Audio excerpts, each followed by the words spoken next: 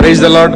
లూకా సువార్త 19:1 యేసు ప్రభు యెరికో పట్టణములో ప్రవేశించి దాని నుండి పోవచుండెను.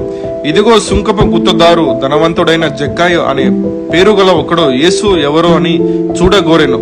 పొట్టివాడైనందున జనులు గుంపు కూడి ఉండుట వలన చూడలేకపోయాను గనుక అతడు ముందుగా పరుగెత్తి ఆయనను చూచుటకు ఒక మేడి చెట్టెక్కెను. యేసు ఆ చోటికి వచ్చి కనులెత్తి, జక్కయ్య, త్వరగా దిగుము, నేడు నేను నీ ఇంటిని ఉండవలసి ఉన్నది అని ఆయనతో చెప్పాను. మనకందరికి తెలిసిన వాక్యం. యెరికో పట్టణంలో జక్కయ్య సుంకపు గుత్తదారు మరియు ధనవంతుడు. జక్కయ్య ఆయన పనిలో బహుగా బిజీ అయ్యాడు మరియు ధనవంతుడయ్యాడు. కానీ ఒకరోజు యేసు ప్రభును చూడాలని ఆయన హృదయంలో ఆశ కలిగింది.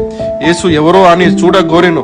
జక్కయ్య పొట్టిగా ఉన్నందున ఆయనని చూడలేక ప్రయాసపడి ముందుగా పరిగెత్తి మేడి చెట్టెక్కెను. ఇన్ని రోజులు జక్కయ్య లోకపు పనులో బహుగా బిజీలో ఉన్నాడు.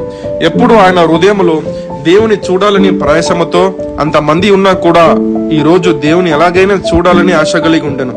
ఇర్మియా 29:13 మీరు నన్ను వెదికిన ఎడల, పూర్ణ మనసుతో నన్ను గూర్చి విచారణ చేయని ఎడల మీరు నన్ను కనుగొందురు మరియు నేను నీకు కనపరచుకుందును.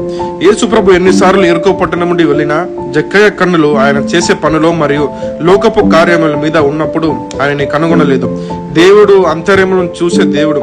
జక్కయ్య నన్ను చూడాలని పూర్ణ మనసుతో ఉన్నాడు. నేను వానికి కనపడాలి. జక్కయ్య దగ్గర వచ్చి, త్వరగా దిగుము, ఈ రోజే నేను నీ జీవితం అనే ఇంటిలో నివసించబోతున్నాను అనెను. ఎప్పుడు దేవుడిని మన హృదయములో ఉంచుకుంటామో అప్పుడు మన చేసిన చెడు కార్యములు మన నుండి విసర్జించాలి.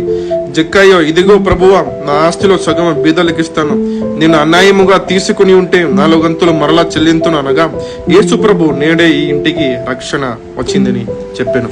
ఈ రోజు మనము దేవునికి ఎన్నిసార్లు దూరంగా వెళ్ళినా ఆయన మన కొరకు ఎదురు చూస్తున్నాడు. ఎవడైనా నా స్వరము విని హృదయమున అనే తలుపు తీసిన ఎడల నేను అతని యొద్దకు వచ్చి అతనితో ఉందును. దేవుడని యేసు ప్రభు మీ హృదయంలో లేకపోతే ఈ రోజు ఆయనను వెతకండి. ఖచ్చితముగా మీ హృదయములో ఆయన ప్రవేశించును. ఆమేన్.